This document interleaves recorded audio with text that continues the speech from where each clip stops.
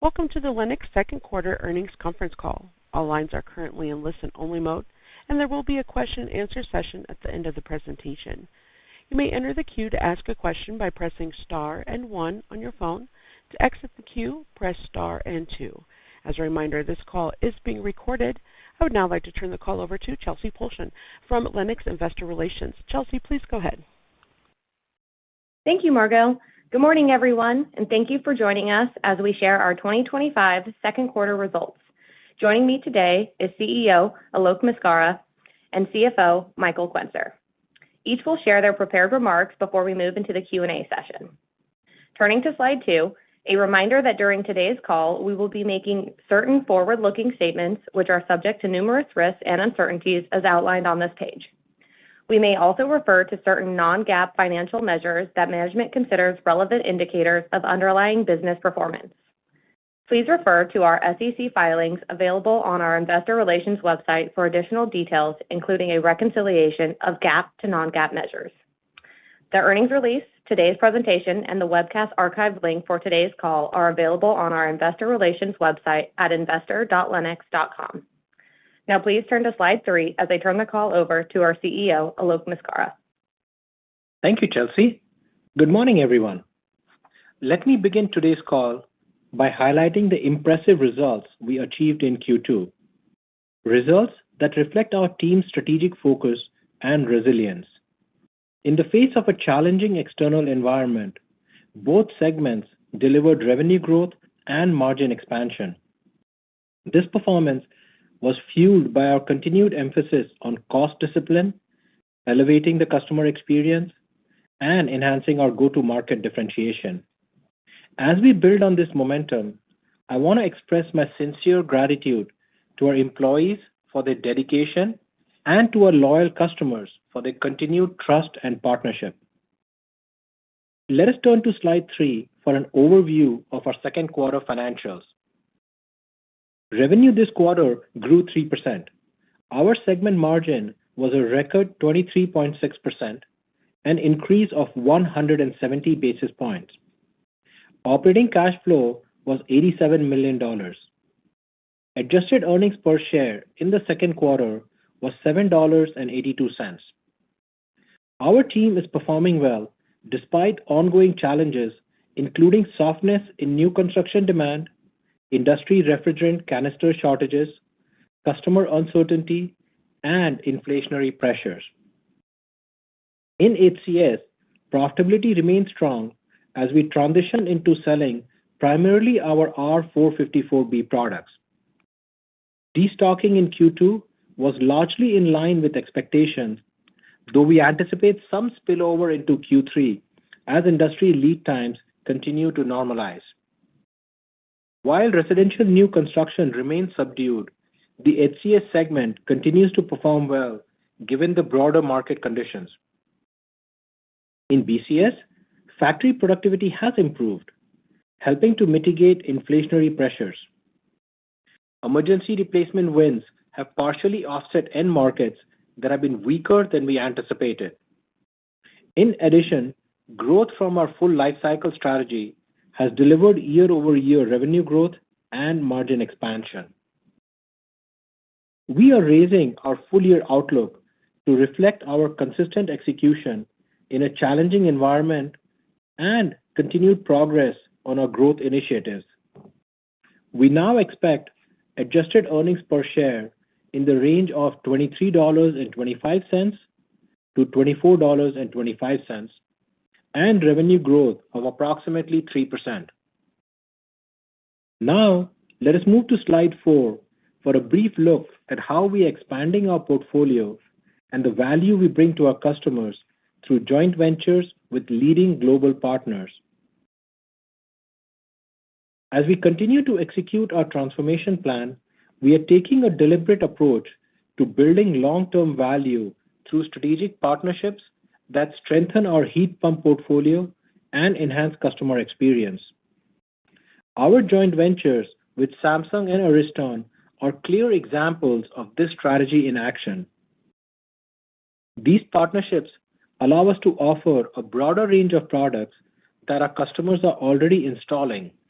making it easier for them to do more business with us.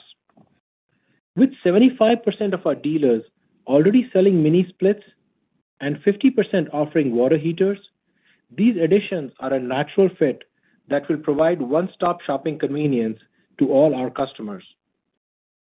These joint ventures position us well for future growth. Samsung brings advanced technology, SmartThings integration, and strong brand recognition that will enhance our portfolio in both HCS and BCS through ductless mini splits and VRF products. Ariston contributes deep expertise in global heat pump water heating, and our North American joint venture strengthens the position of both companies during the ongoing convergence of HVAC and water heating trades. These partnerships align with the growth acceleration phase of our transformation strategy and establish the foundation for the expansion phase. We expect Samsung to begin contributing meaningfully to growth in 2026, followed by Ariston in 2027. Now, let me hand over the call to Michael, who will take us through the details of the Q2 financial results. Thank you, Alok. Good morning, everyone. Please turn to slide 5. As Alok outlined, in the second quarter, we operated in a challenging environment shaped by persistent inflationary pressures, industry-wide destocking of R410A equipment, and the continued transition to the low GWP R454B products. Despite these dynamics, our team delivered record results with a 3% increase in revenue and 11% growth in segment profit. A key driver of this performance was the successful introduction of our new low GWP 454B products. These enhanced products will replace approximately 70% of our Home Comfort Solutions product portfolio and 40% of our Building Climate Solutions portfolio. During the quarter, approximately 90% of our refrigerant-based product sales contained the new R454B refrigerant, driving favorable product mix and contributing meaningfully to both top line and profit growth. Let's now turn to slide 6 to review the performance of our Home Comfort Solutions segment. Home Comfort Solutions delivered strong financial results this quarter, despite softness in sales volumes. Revenue increased 3%, driven by favorable product mix and pricing, which rose by 12% as these initiatives reached full effectiveness. As anticipated, sales volumes declined, mainly because contractors and distributors are still selling through their 410A inventory. This slowdown was also influenced by continued softness in residential new construction and industry-wide shortages of R454B canisters, which are required for many new system installations. These shortages may have led to an increase in system repairs instead. On the cost side, inflationary pressures on materials and components persisted. However, we successfully offset part of these impacts through effective tariff mitigation and improved factory productivity. Distribution costs were higher this period due to ongoing investments in expanding and strengthening our network.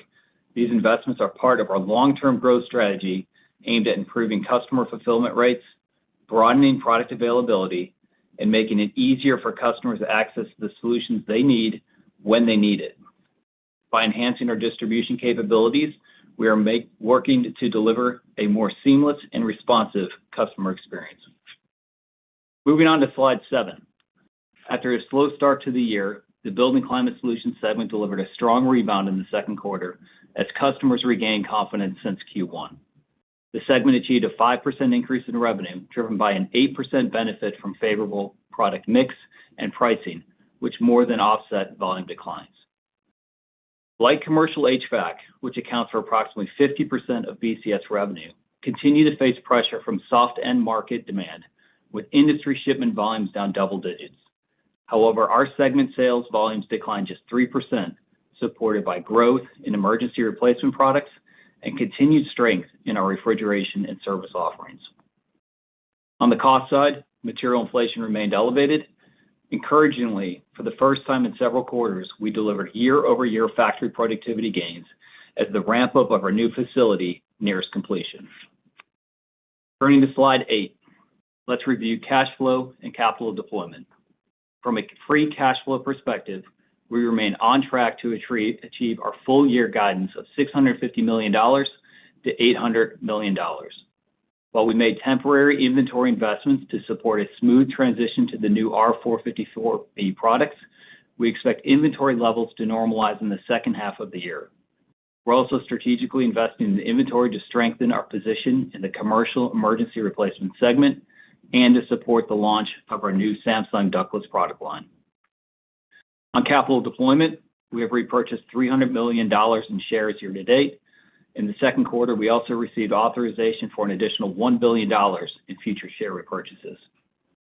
Reflecting our strong earnings and cash flow outlook, we increased our quarterly dividend by approximately 15% in May. Lastly, we continue to take a disciplined approach to M&A, actively evaluating attractive bolt-on opportunities that enhance our distribution capabilities, expand our product portfolio, and integrate smart technologies. If you'll now turn to slide 9, I'll review our full year 2025 guidance.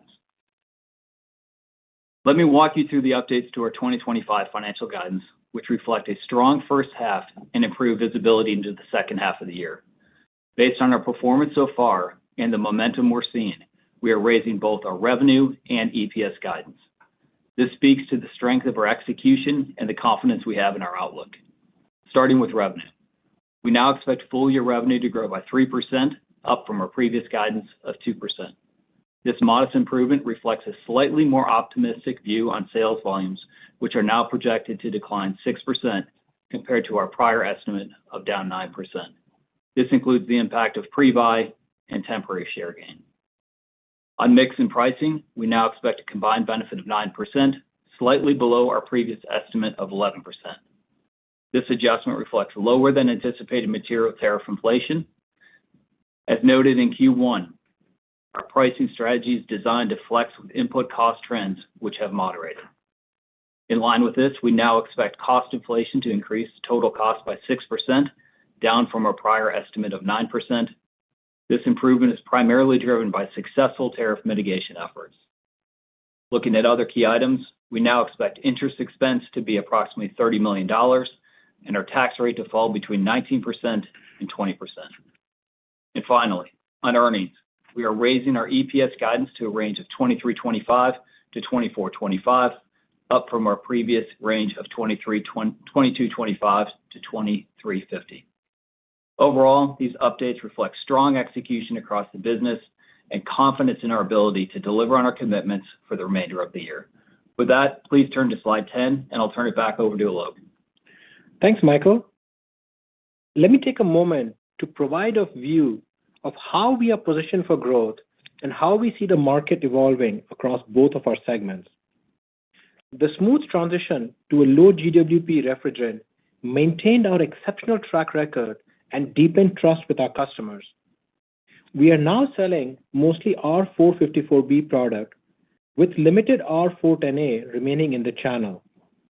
While the transition was well executed by Lennox, dealer confidence has been impacted by concerns around R-454B canister availability. This may have led to a partial reversal of last year's temporary share gain. We are beginning to see that more homeowners are choosing repair versus replace and trading down as inflation and government incentives continue to influence some consumer behavior. While the broader environment remains challenging, our internal momentum continues to accelerate. Equipment inventories in the channel are moving towards more typical levels, and the availability of R-454B canisters is expected to continue improving. This will enhance our ability to support dealers and meet customer demand in a timely manner. In a building climate solution segment, we are beginning to see early signs of demand stabilization following prolonged industry softness. Additionally, our strategic investments are generating positive results. Order rates and backlog remain healthy given steady replacement demand as aging systems approach end of life. Our operational execution has been strong, and we now have the necessary capacity to meet demand. Margins have sequentially recovered as factory productivity improved, which helped offset inflationary pressures on materials and components. Demand is also increasing for comprehensive RTU lifecycle solutions as national account customers are placing greater value on partners who can support them across the entire value chain, from equipment and installation to service and long-term preventative maintenance. Our ability to deliver across this spectrum sets us apart. We're also seeing growing traction in emergency replacement, where our brand quality, availability, and responsiveness have proven to be a success. Looking ahead, we see opportunities to expand our product and service portfolio through growth initiatives that strengthen our ability to serve customers and deepen our relationships. Now, let's turn to slide 11 and why Lennox continues to be well-positioned for sustained growth and margin expansion. We remain focused on executing the Lennox transformation strategy introduced in 2022 and advancing into our next phase of strategic expansion. Our growth is supported by steady replacement demand and targeted initiatives across digital customer experience, ductless technology, commercial capacity, and parts and services. We continue to expand resilient margins through productivity and pricing excellence while investing in distribution to further enhance customer experience and availability. We are also scaling digital capabilities across products and customer interactions while leveraging proprietary data and expanding our intelligent product lineups. All of this is powered by a high-performing team and a culture grounded in accountability and results. I am confident in our strategy, encouraged by our progress, and focused on delivering value for our customers, our employees, and our shareholders.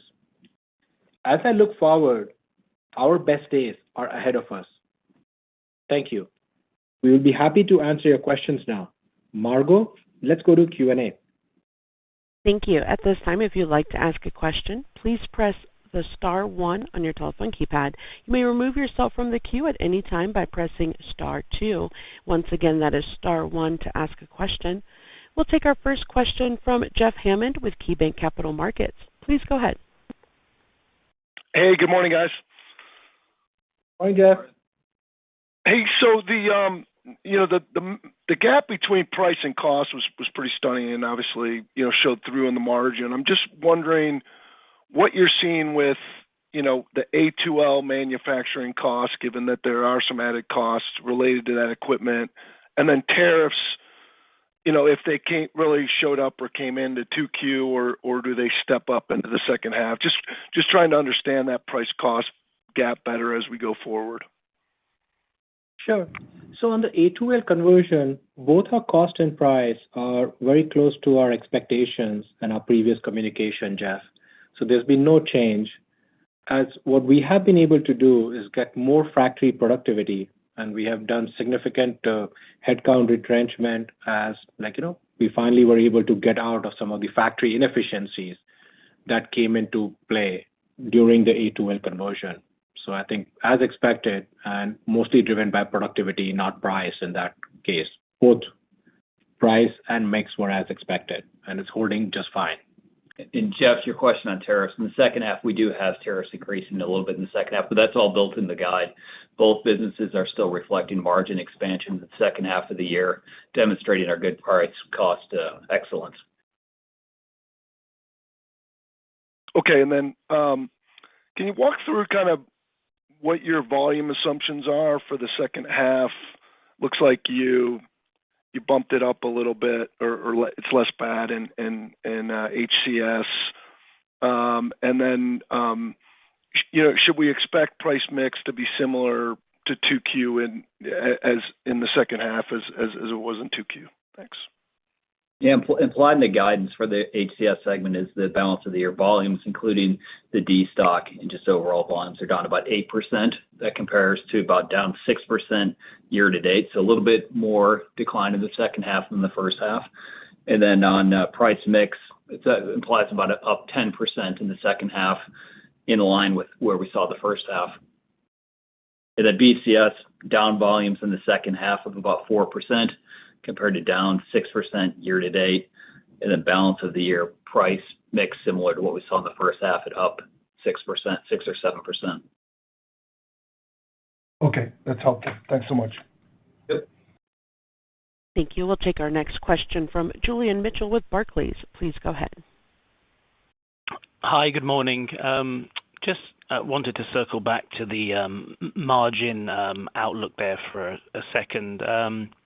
Just wanted to confirm the sort of full year EPS guide. Is that embedding kind of 50, 60 bips of operating margin expansion, that type of rate? And when we're thinking about kind of third versus fourth quarter, anything to call out there in terms of moving parts, maybe as kind of the tariff effect comes in for that 6% cost inflation number? Any more color around that, please? Yeah, Julian, that's correct. For the full year, we're projecting about a 50 basis point expansion in margins. So we had about a 50 points in the first half, another 50 points in the second half.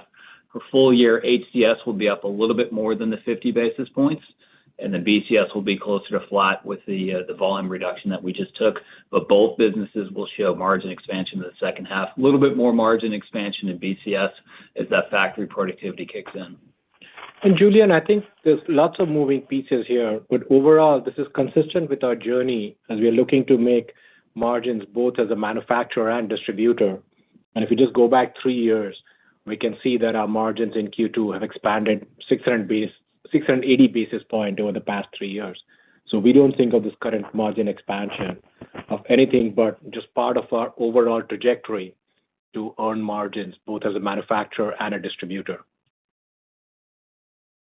That's helpful. And just to follow up on that, so understand the sort of margin increase first half, second half, year on year is a pretty similar delta. But I suppose the sort of first versus second quarter was quite a big difference. And just trying to understand, would you argue that the second quarter represents a more natural performance given where we are in the A2L cycle and plant productivity? Whereas Q1, you're obviously dragged down by the early phase of A2L plus the Mexican plant issues. Yeah, I think you're right, Julian. Q1 was tainted by significant inefficiencies in our manufacturing, both as we transition our BCS factories into A2L products. We obviously had an air pocket that we talked about, both from sales and production perspective. And yes, overall, in Q2, we saw mix shift more towards 454 versus 410A. So just Q1 inefficiencies and then more normal mix for the year. Both makes us confident that Q2 is a better gauge of our margin versus what abnormal Q1 margins look like. Thank you. Michael, I don't know if you mentioned sort of anything on Q3 versus Q4. Maybe I missed it. We don't get the quarterly guidance, but what I will say is the second half, you will have more of that comp issue in the fourth quarter as we had $125 million in the second half of last year for pre-buy and temporary share gains. So that will weigh a little bit more in the fourth quarter. Makes sense. Thank you. Yep. Next, we'll go to Damian Karas with UBS. Please go ahead. Hey, good morning, everyone. Morning. Morning, Damian. I actually wanted to ask you about the Ariston partnership. Obviously, interesting move to get involved in water heaters. Alok, could you maybe share some of the early feedback you've gotten from your dealers on the water heater business? And what's a reasonable expectation for the pace that you could start to see some of those sales showing up in your results? Sure. Great questions. The early feedback from our dealer and overall from our channel has been very positive. As we mentioned in our script, 50% of our current dealers or contractors are already selling water heaters. So for them to be able to buy from us would significantly change the kind of logistics hurdles that they have to go through. We can consolidate shipments. And more of our tech advanced dealers are excited about the fact that we can integrate the controls and they can provide a common service option. So if they're going twice a year to change filters, they can also flush the water heaters while they are going there. So the dealer reaction has been very positive. We're going to launch the product in kind of Q1 next year, which means from a practical perspective, we will see meaningful growth starting in 2027. So I think 26 is going to be more of a launch year, and we'll work through all the launch pieces. At this stage, it's kind of early to give you numbers, but I think over the long term, we see this convergence between the two continue to play out and positions us really well as a lot of the water heaters have to make the transition to heat pump. At that point, the overlap and the growth will go up even higher. And that, as you know, happens in 2029 when all electric water heaters over 35 gallons need to be heat pump based. So we think a lot of acceleration will happen at that point. But we would be very well positioned by then. That's really helpful. Thank you. And then I wanted to ask you about market share. Sorry if I missed this. I know you talked a little bit about starting to gain some momentum in emergency replacement. But on the residential side of the market, are you still expecting to more or less give back all of the share gains from last year, or has your view changed at all there based on what you're seeing? It's too early to say. I think we did expect to give back some of that share. We think we might have given back some in Q2 already because of the R-454B canister shortages, and that's kind of guided our view of the rest of the year. But overall, we are pleased on where we stand. We are pleased with how we've been able to renew most of our contracts and continue to improve our availability, hence attract more dealers. But yeah, I think we are not banking on keeping all that share. We'll give back quite a bit, or at least partially that share back. Got it. Thanks a lot. Good luck out there, Alok. Thanks. We'll go next to Ryan Merkel with William Blair. Please go ahead. Hey, everyone. Thanks for the question. I had a two-parter on BCS to start. You lowered the volume to mid-single digits for the year. Could you just talk about why that was? Is it, I think you mentioned industry softness, but if you could expand on that. And then what do you mean by commercial is nearing a bottom? Just unpack that. Sure. So I think they're related. I mean, we were expecting BCS industry volume to start hitting bottom by the end of Q1, and it turned out it kept declining as the industry volume all throughout Q2. But now we are seeing signs of stabilization, and we do expect things to kind of bounce along the bottom for a bit before they uptick back to more normal levels, starting maybe late in the second half. So that's the reason we brought our overall BCS volume guide down based on what we saw in Q2. But at the same time, we do see signs of stabilization, and hence we called out that we are kind of bouncing along the bottom at this stage. You never know how long this will last, but things are no longer getting worse. Okay, got it. That's helpful. And then just a question on weather. People were worried about the mild weather. You didn't mention weather as a headwind in the script, so just curious if you thought it was a headwind, and maybe just comment on the shape of the quarter. Did you see better trends as you got into late June, July, just given the heat wave? Yeah, that's part of my rule, Ryan. I think you and I have talked about it. I don't think we should ever blame weather for our numbers, so we shouldn't talk about that. But obviously, we have seen over the past many years that there's been late start to the summer, and that seems to be continuing this year. May was very soft, and towards the end of June, we saw much stronger sales. So yes, there's clearly a pattern that's related to weather, but that June strength continues as we look at the first few weeks of July as well. So from our perspective, there's some anecdotal data about May being the coldest May in the past, 20 years plus or so. But for us, as we look at the replacement demand and we look at where consumer confidence and R-454B canister shortages, those all probably played an equal amount of role into the softer Q2 for HCS. But yeah, there's definitely was a weather impact that got better throughout the quarter. Got it. All right, thanks. Congrats on the quarter. I'll pass it on. Thanks, Ryan. Thank you. And next we'll go to Stephen Volkmann with Jefferies. Please go ahead. Hi, great. Good morning, everybody. I wanted to dig in a little bit into the price mix question, maybe Michael. I'm curious, it sounded like from Alok's comments that maybe the mix was negative. So was price like a little stronger and mix perhaps a little bit negative? Did I read that right? Yeah, it's the opposite. So we've had very strong mix and also continued price. And we blended the two together just because at this point we started the year with a 10% increase for mix on the 454B product and then followed on with 2 price increases. So it's a bit challenging to spike out the difference between mix and price, but overall the mix is still achieving what we believe is that 10% increase that we began the year with.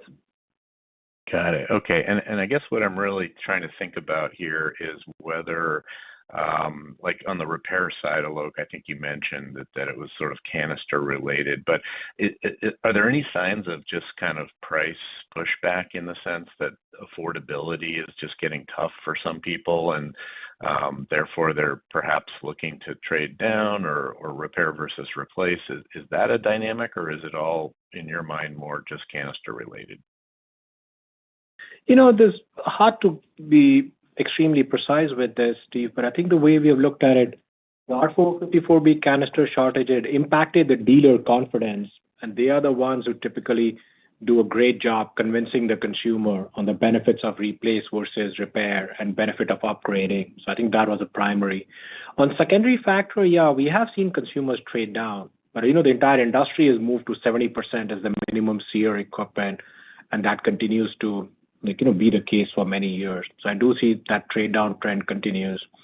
We have not seen any impact of kind of, consumer price elasticity or anything like that. It remains a necessary purchase, but we do see consumers getting 2 to 3 quotes if earlier they were getting 1 to 2 quotes. So I think there's a lot more consumers who are able to get multiple quotes versus during COVID, they were delighted if they just got 1 quote and somebody willing and availability to do that. So we do see some more consumers looking to get deals, and I think that puts multiple dealers into play at any given time.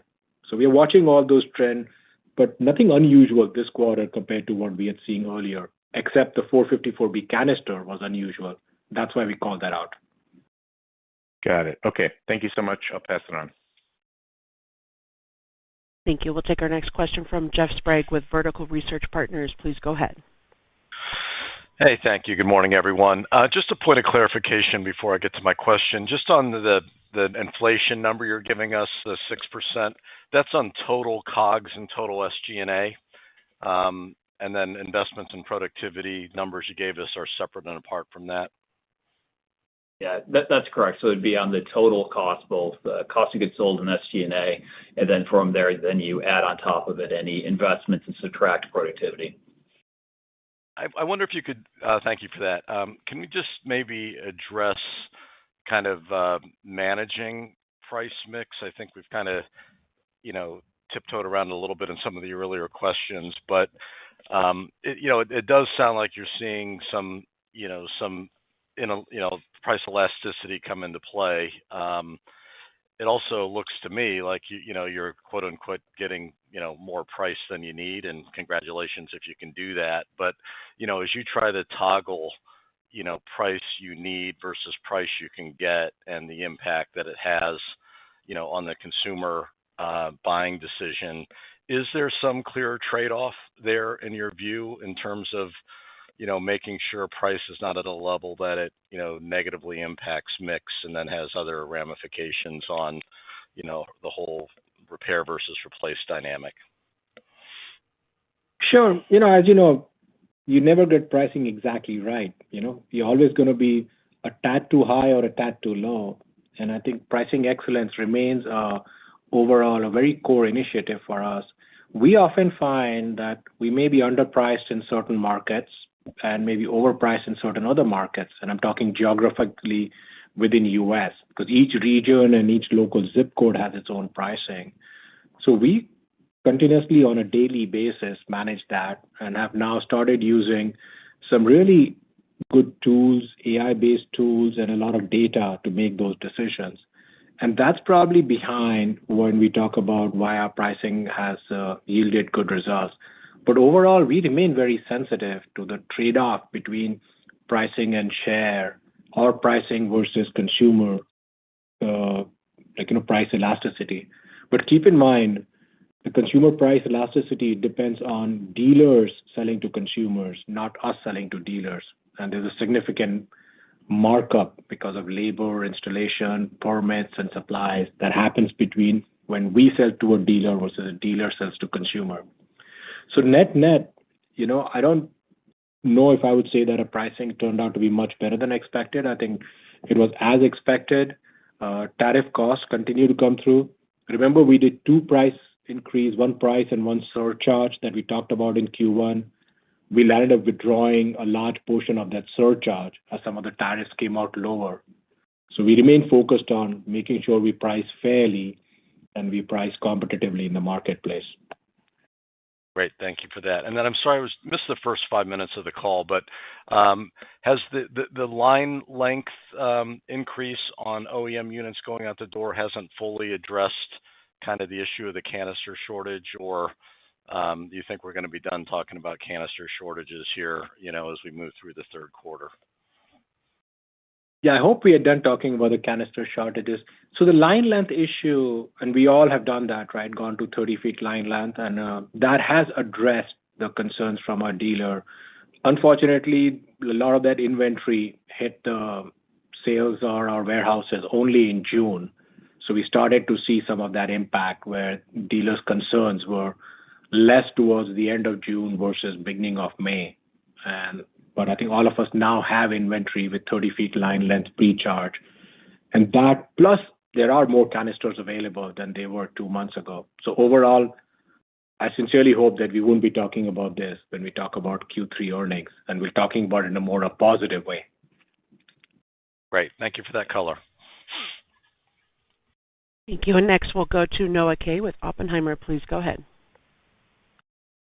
Thanks for taking the questions. Wanted to ask about the inventory build. You provided some color, but was hoping to maybe unpack a little bit further what drove the sequential build between, just more build of 454B versus the channel being able to take that. And you had Samsung and a couple other things you called out. And to put a bow on it, how we should think about kind of the cadence of inventory reduction and where you expect to be at year end. Sure.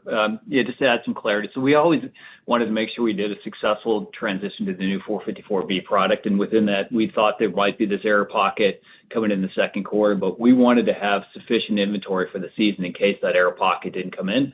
It came in a bit as expected. So what we're going to do in the second half of the year is to decelerate some of that inventory and drive it down to more normal levels. There'll still be a growth year over year at the end of the year, mostly for these investments for Samsung and the emergency replacement, but it will normalize in the second half of the year, and that's all built into our free cash guide.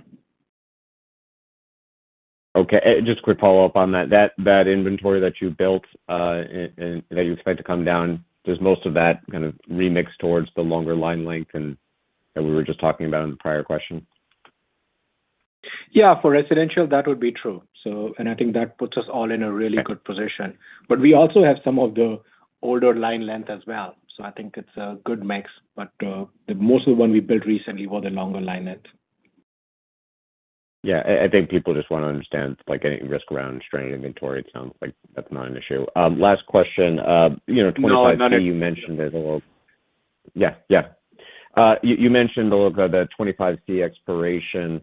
Of course, that's eligible through the end of the year to claim. Any anticipation in the guide of a demand pull forward around that? Are you driving any initiatives with dealers to kind of try to get the credit monetized before it expires? I don't expect a significant demand pull. As you know, it was only in single digits that units are compared to units sold that took advantage of the 25C credits. I think it's a small amount. In 26, maybe the mix would be slightly. I mean, again, it's only 6-7% of the units were impacted. But no, at this stage, I don't expect any demand pull forward because of that.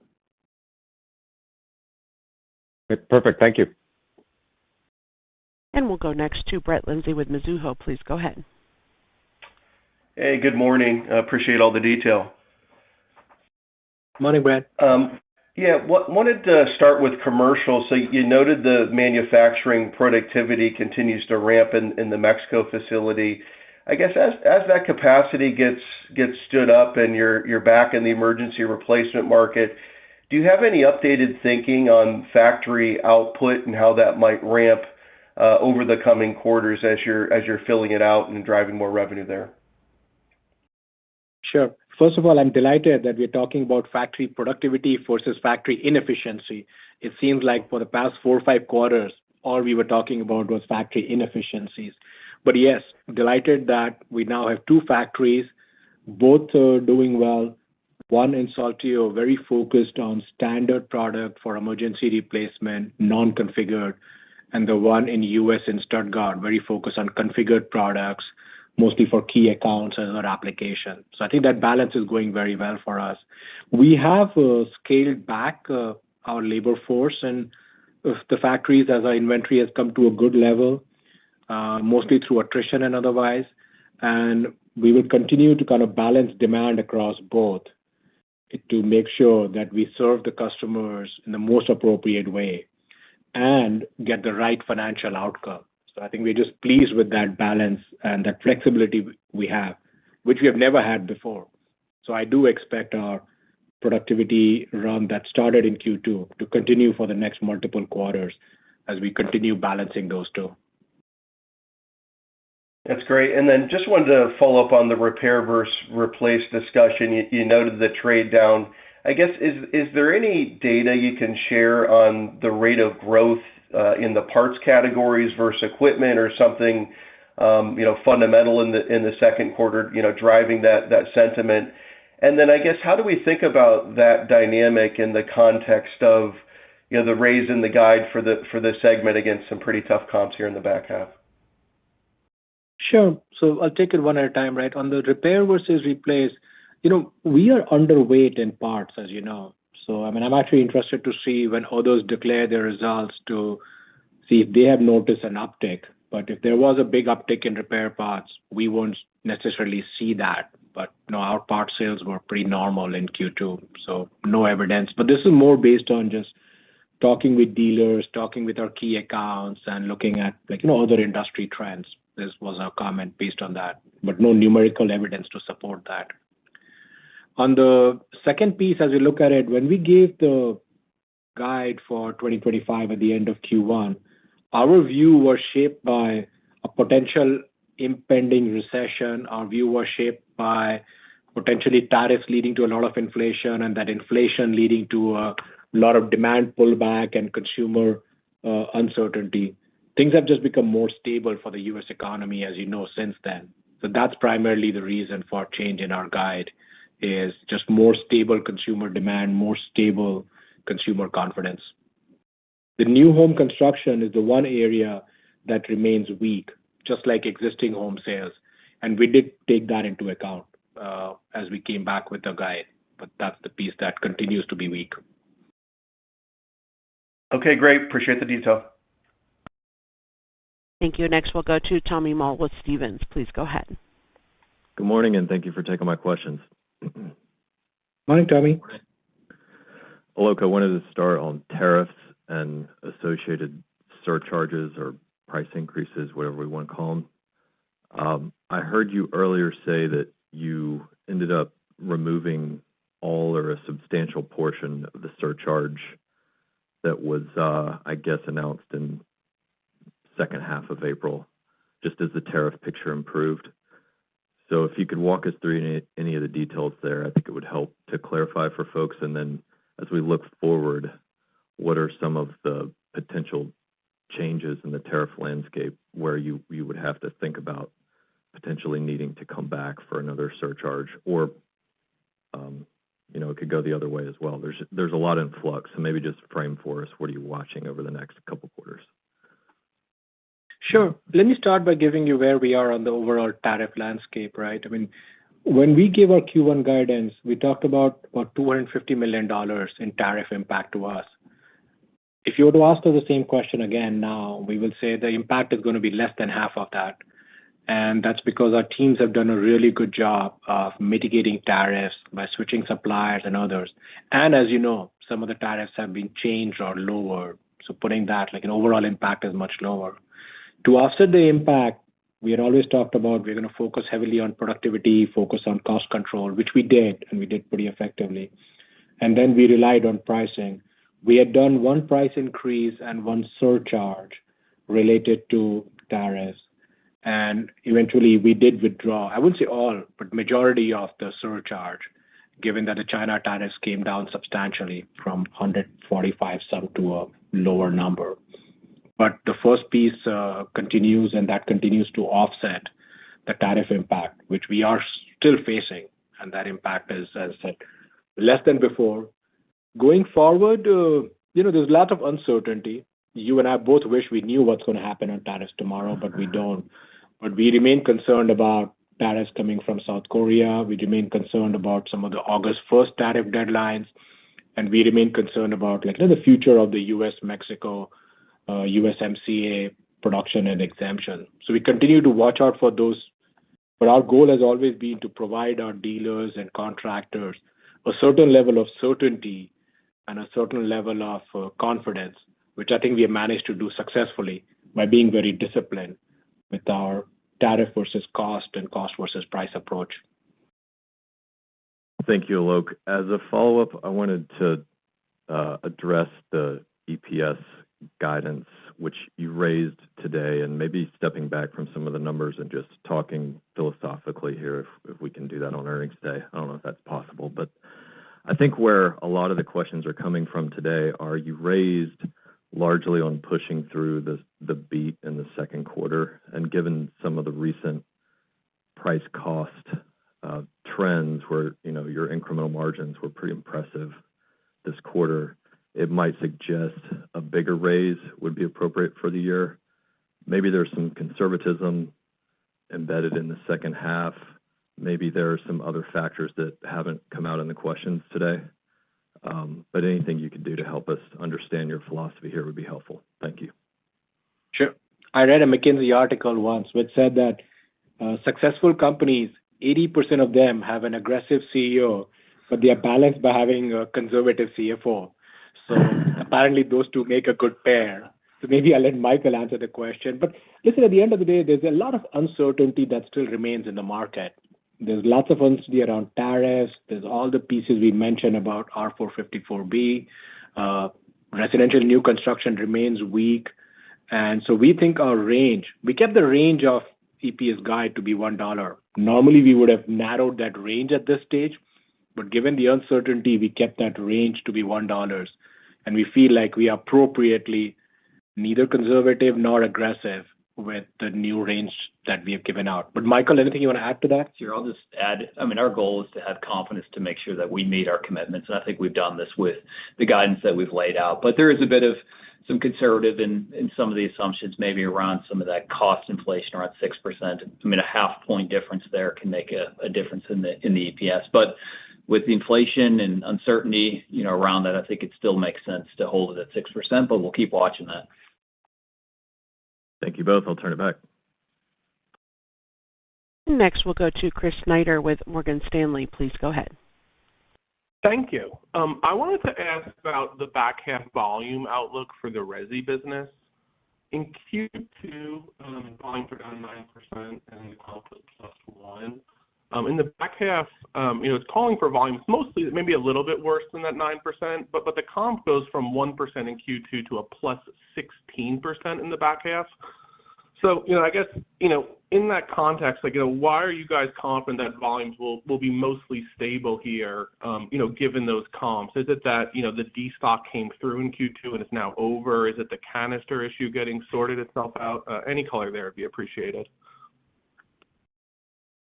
All right, so maybe what I'll do is first clarify the numbers. So the balance of the year, we have volumes down in HCS about 8%. So it's a little bit more than the year-to-date 6% that we saw. And just recall that we will have the comp issue in the second half of basically the fourth quarter. So that's kind of built in there. But then we have 10% increase in price mix also on that. So we are building in a little bit more decline in volumes in the second half than what we saw in the first half.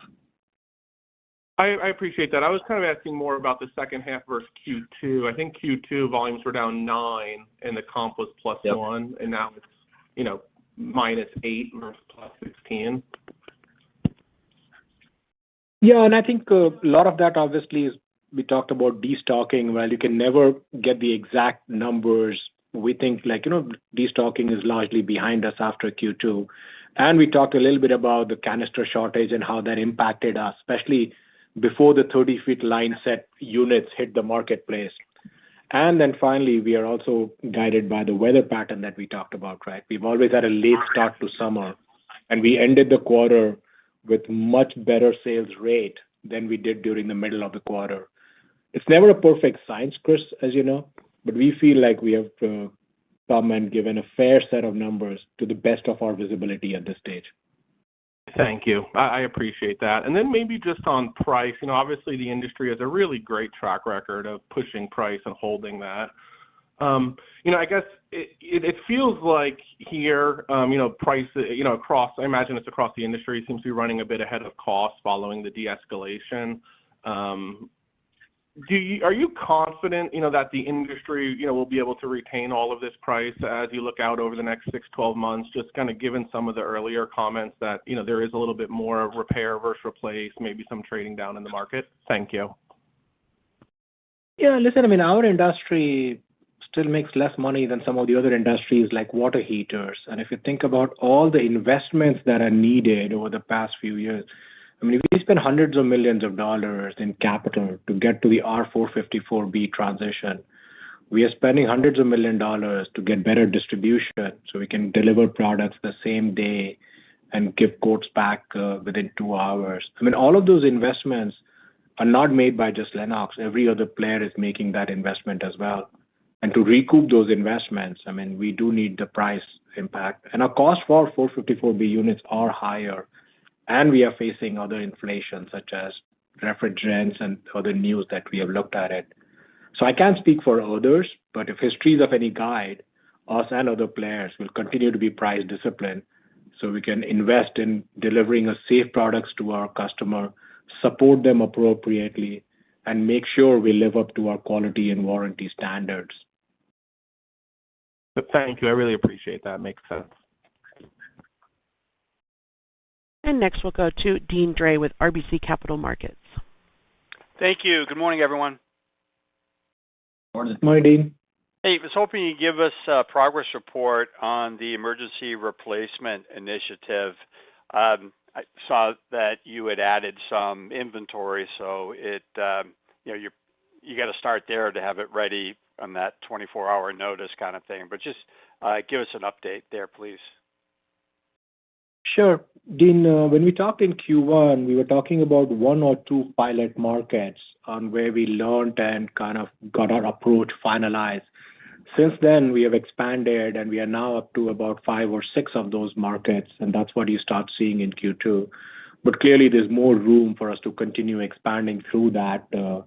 Very soon in the future, you will also see our commercial products, even in our residential stores, things that we have never done before as we look at using our distribution footprints more effectively and placing that inventory in the most convenient location for our contractors. So overall, early innings, but we are pleased with the progress that we have seen. Our pilots have gone well. Our initial rollout has gone well, but there's still a lot of room for us to continue taking this forward. So we're going to be disciplined about it. We are going to be aggressive in our approach, and we're going to continue to make a dent in this. As you know, the overall bogey here is much larger than we are seeing in any quarter. So we think this is a good tailwind for next couple of years plus more. Really good to hear. And then second question, Alok, on page 10 of the deck, you gave some hints about the opportunity to expand product and services in the portfolio. I know you're not going to give a lot of detail here, and we can rule out international, but just the idea of where and how are these growth levers? Is it more JVs, more on the distribution side? Anything about the timing of where we would see further initiatives, kind of like along the lines we saw with water heaters? Sure. I think on water heaters and mini splits, the reason we did JVs is because we needed the global technology platform that comes with that, because in both of those, our capabilities could not extend that far. But in other areas, and Michael talks about that in capital deployment, that could be parts and supplies, that could be in technology areas, that could be in geographical reach on distribution. We would be obviously very open to acquisitions. I mean, from our perspective, we have a highly underutilized distribution network, as our 250 stores could add a lot more products compared to what we are selling today without adding that much fixed cost. So we will continue looking at that from M&A perspective. And on the JVs, we only did that because we had companies which had well-established products, well-established reputation that could allow us a faster entry into those markets. So stay tuned. Definitely more to come. Great. Thank you. And we'll go next to Joe O'Dea with Wells Fargo. Please go ahead. Hi, good morning. Wanted to just touch on destock and market share a little bit more. And so, Alok, I think the way you framed it is that your view is the destock headwind you talked about is largely played out. So that $125 million, I think you saw it in BCS in Q1, and it sounds like you think you saw most of the HCS impact in Q2, obviously back half of the year comps, but just in terms of what that downdraft would have been in the first half of the year, and so largely done there. And then just also to add market share to the question, how many points of share do you think you gained last year, and within the guide, how much are you giving back this year in HCS? Yeah. So the first one, I would say, yes, all of those statements are largely true, right? And you realize that 100 million, 125, these are large approximate numbers, right? We don't have precise, accurate math behind it. But in general, it's fair to say that at this stage, the 125 million in destocking that we talked about is essentially done. There might be some bleed through in Q3, but I think it's going to be small.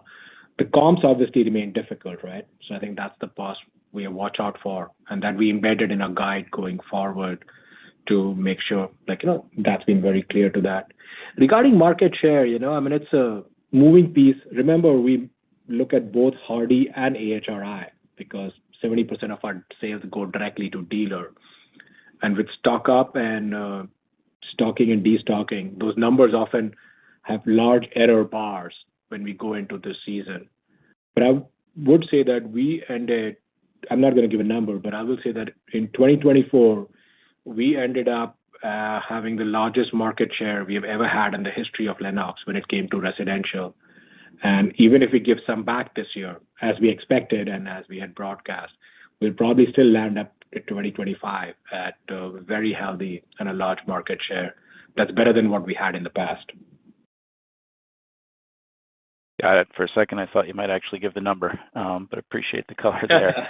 And then on Michael, just thinking about the 25.3% margin in Q2 in HCS, as you think about that as a jumping off point and the bridge into the back half of the year and what's embedded within guidance, is there anything from a mix shift on the trade down you guys have talked about, any cost impact with tariffs or copper, or anything that just changes within the complexion of that 25.3, or it's just like normal seasonality from there? Yeah, I think what we built in is a little bit more cost escalation in the second half as the tariffs come back in. But still, overall, we feel confident that margins are going to increase in the second half of this year, at least 50 basis points in HCS, and that's with volumes down 8%, up maybe 70 basis points for the full year. We'll see where inflation comes. Hopefully, it comes in a little bit lower, and we can maybe do a little better than that. But we feel good on price cost management at the moment. Great. Thanks very much. Yep. We'll take our next question from Steve Tusa with JP Morgan. Please go ahead. Hey, good morning. Morning, Steve. Congrats on the execution in a pretty, choppy environment there. Thanks. That means a lot, especially coming from you, Steve. I wouldn't over punch the worth of my opinion, but thank you for that. I just wanted to kind of clarify some numbers. So you got the 6% on the $4 billion. That's like $240 million. Now you're talking about as far as inflation is concerned. I know there's like some moving parts between that and like the bridge items, I think, because the product cost numbers in the first half are like running at like $45 million, something like that.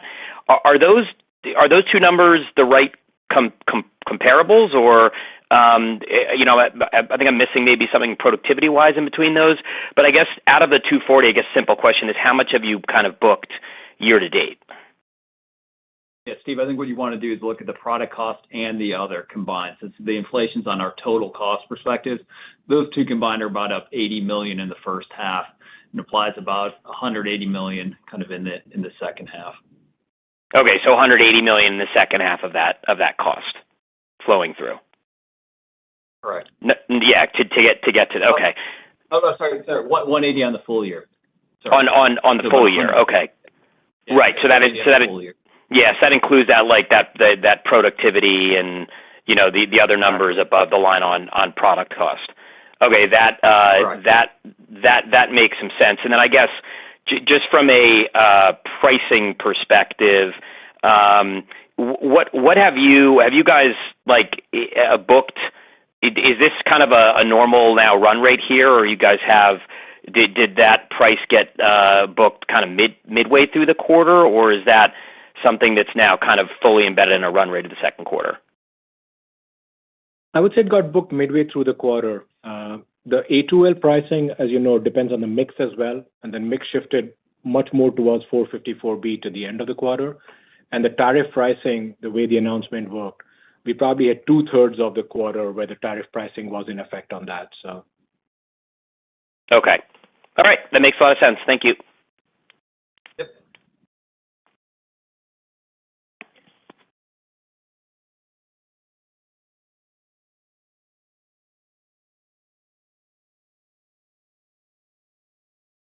Margo? Joseph, your line is open. Please go ahead. Hey guys, this is Joe. I didn't hear the operator. Look, great quarter. A couple of quick questions, and I'm sorry if I missed this earlier. But when you take a look at the residential volumes down 9% this quarter, what did your independent distribution channel do versus what you sold through the dealer network? Yeah, what we saw is on the two-step total revenue was up about 10%. The one-step total revenue was about flat. So that's with volume and price mix. That's with volume and price mix.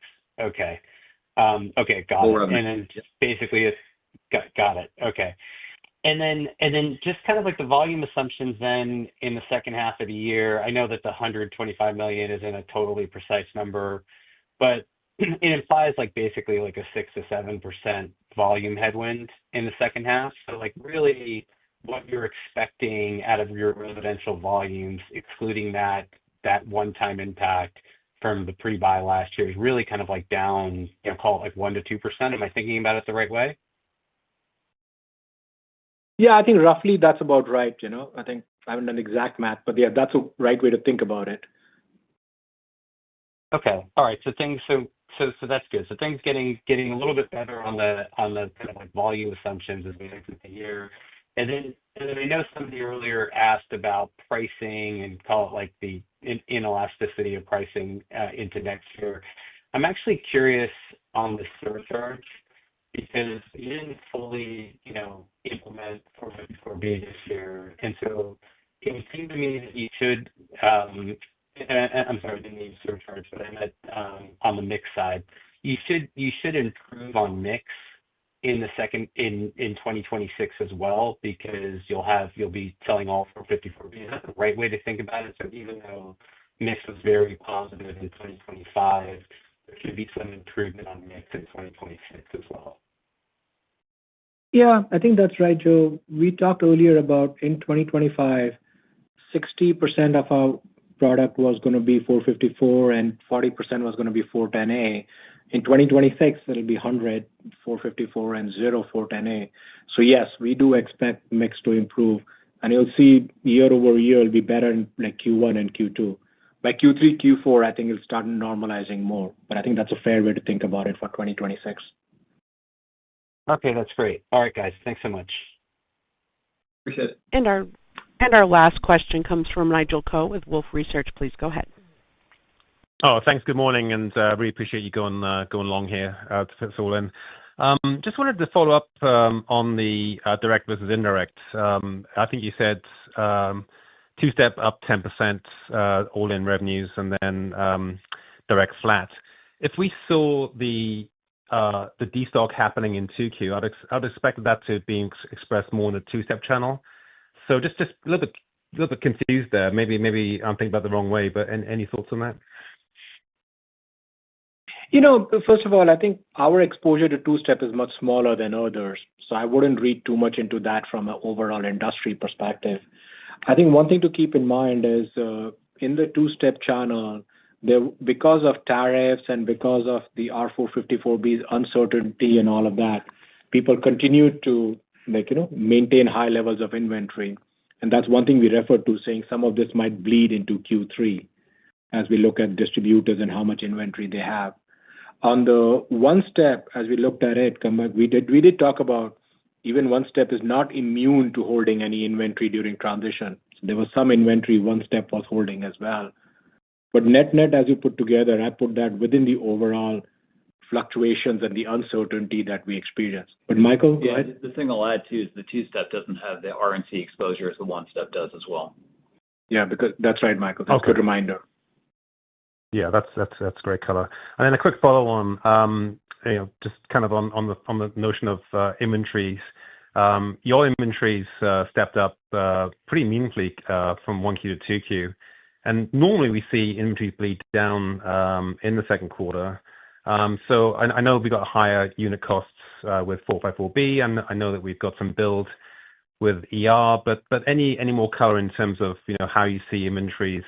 Well, first of all, why inventory is so high, and then how do you see that progressing through the year?